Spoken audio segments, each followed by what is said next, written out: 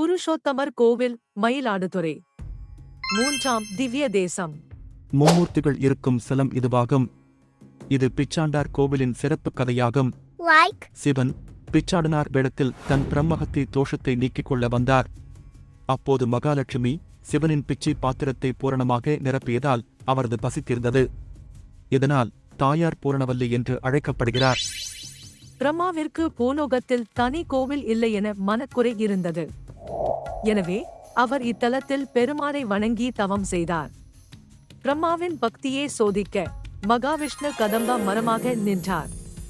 இதையறிந்த பிரம்மா மரத்தையே வணங்கி பூஜை செய்தார். அதில் மகிழ்ந்த விஷ்ணு, இங்கிருந்தே என்னை வழிபாடு செய் என வரமருளினார்.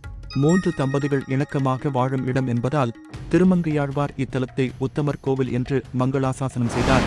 Like, share, subscribe. To be continued.